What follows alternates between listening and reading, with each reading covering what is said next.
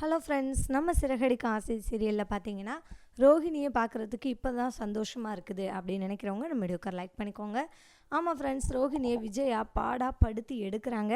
இன்றைக்கெல்லாம் பார்த்தீங்கன்னா இன்றைக்கி எபிசோடில் செம்மையாக இருந்தது அப்படின்னு தாங்க சொல்லி ஆகணும். அவங்களுக்கு ஒரு மேக்கப் ஆர்டர் நம்ம ஸ்ருதி வந்து கொண்டு வந்திருக்காங்க.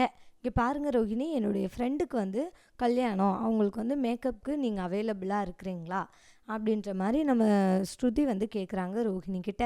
அதற்கு ரோஹிணி ரொம்ப பயப்படுறாங்க. ஏன்னா டைரெக்டாக நான் போகிறேன் அப்படின்னு சொல்லிட்டா கண்டிப்பாக விஜயா விடவே மாட்டாங்க.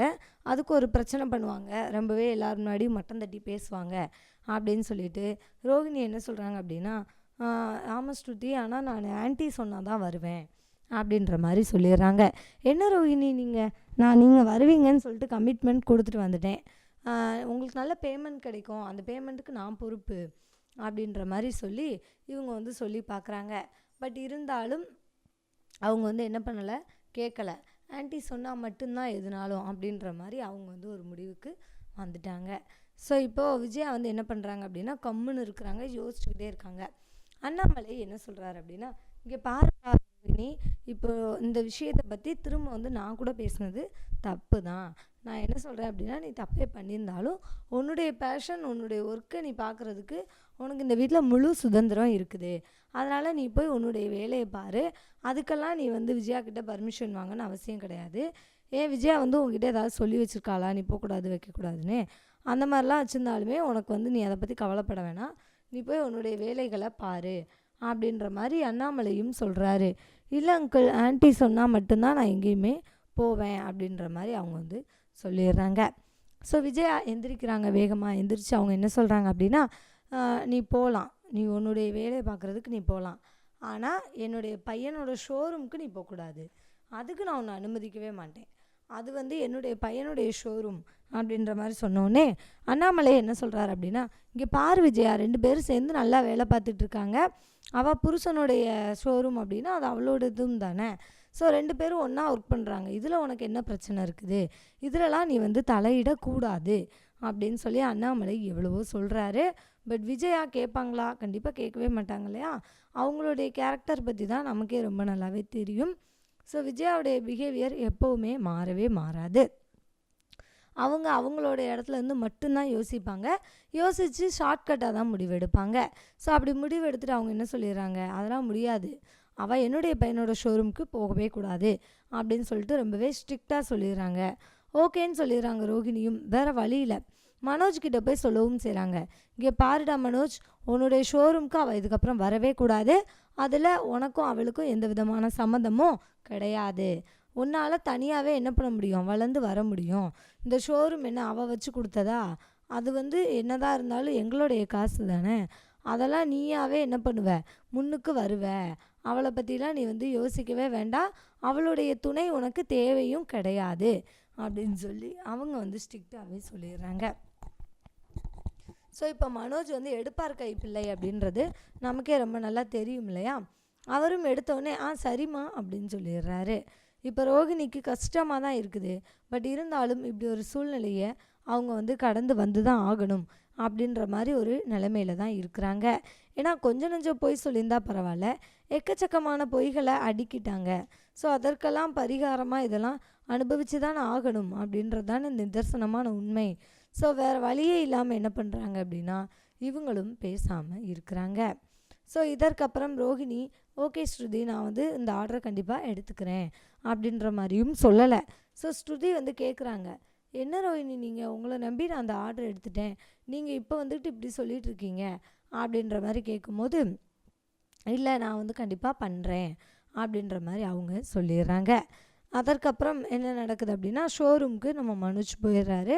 ஸோ மனோஜோடைய மைண்ட் முழுக்க ரோஹிணியை பற்றின நினைப்புகள் தான் அதிகமாகவே இருக்குது. ஸோ இப்போ சீதா வந்து அவருடைய லவர் இருக்காங்க இல்லையா, அந்த அருணுடைய வீட்டுக்கு போகிறாங்க. அருணுடைய அம்மாவை பார்த்து, உங்களுக்கு வந்து மெடிசன் வந்துடுச்சு அப்படின்னு சொல்லிட்டு மெடிசனை கொடுத்துட்டு அவங்கக்கிட்ட பேசிக்கிட்டு இருக்காங்க. அப்போ அருண் வர்றாரு.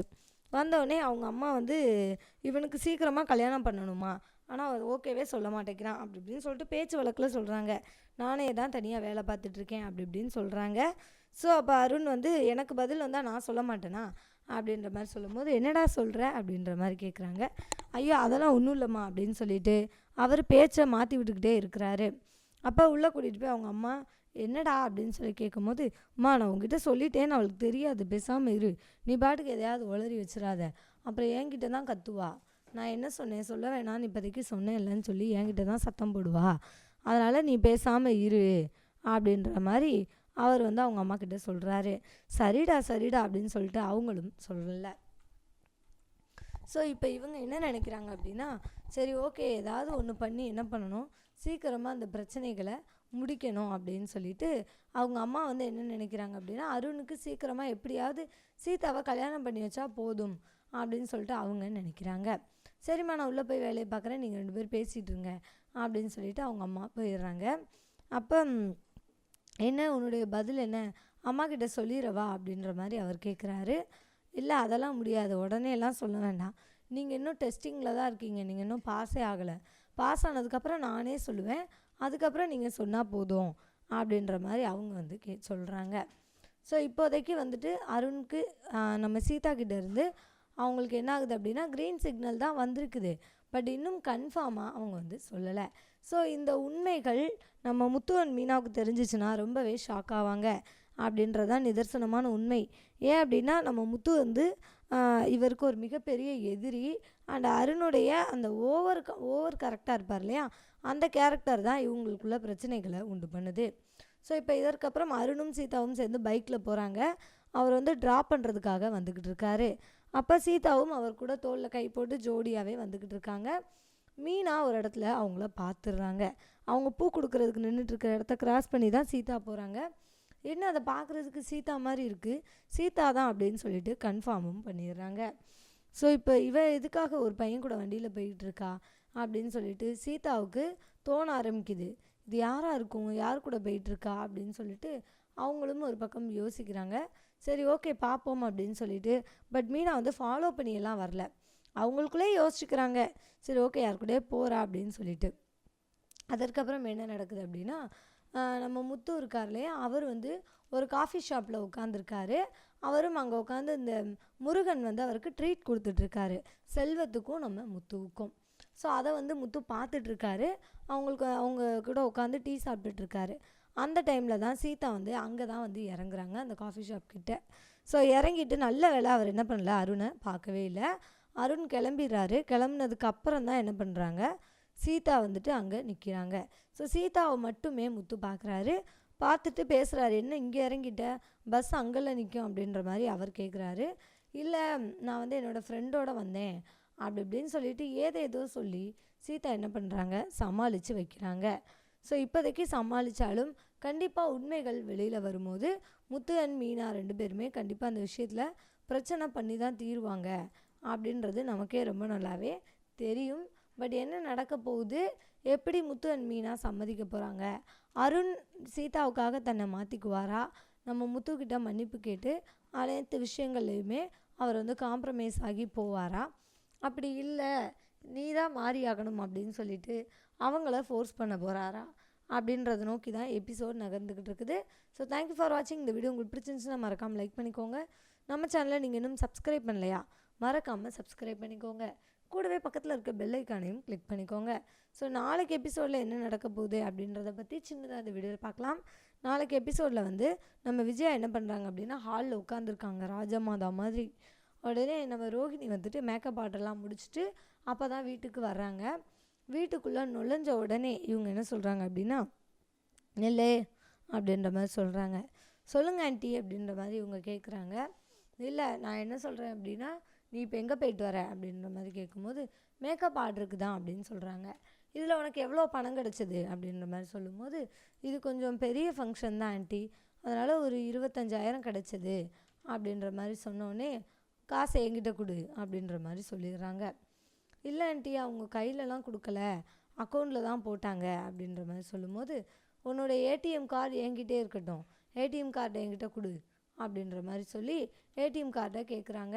ஸோ ரோஹிணி கொடுக்கவா வேணாமான்னு முழிச்சுக்கிட்டே நிற்கிறாங்க. ஏன் அப்படின்னா அவங்களுக்கு வீட்டுக்கு தெரியாமல் நிறைய கமிட்மெண்ட்ஸ் இருக்குது, அது அவங்களுக்கே ரொம்ப நல்லாவே தெரியும். கிறிஷை பார்த்துக்கிறதா இருக்கட்டும், அவங்களுக்கு வந்து நிறைய கமிட்மெண்ட்ஸ் இருக்குது. ஸோ அதெல்லாம் தெரியாது இல்லையா விஜயாவுக்கு. அதையெல்லாம் தெரிஞ்சால் ரோஹிணியை கொன்னே போட்டுருவாங்க. இப்போதைக்கு அவங்க அதெல்லாம் சொல்லவும் இல்லை அப்படின்றதுனால இவங்க வந்து பணத்தை கேட்குறாங்க. நீ பணத்தை என்கிட்ட கொடுத்துரு, இதுக்கப்புறம் உனக்கு தனியாலாம் என்ன வேண்டாம், பணம் வேண்டாம், உன்னுடைய பணம் எல்லாம் என்கிட்டே இருக்கட்டும் அப்படின்னு சொல்லிட்டு விஜயா பணத்தை கேட்குறாங்க. ஸோ ரோஹிணி இப்போ என்ன பண்ண போகிறாங்க, பணத்தை கொடுத்துருவாங்களா இல்லை இதற்கப்புறம் எப்படி அவங்க வேலை பார்க்குற அவங்களுடைய ஏர்னிங்ஸை காப்பாற்றிக்க போகிறாங்க அப்படின்றத நோக்கி தான் எபிசோட் நகர்ந்துக்கிட்டு இருக்குது. தேங்க்யூ ஃபார் வாட்சிங். இந்த வீடியோ உங்களுக்கு பிடிச்சிருந்துச்சுன்னா மறக்காமல் லைக் பண்ணிக்கோங்க. தேங்க்யூ.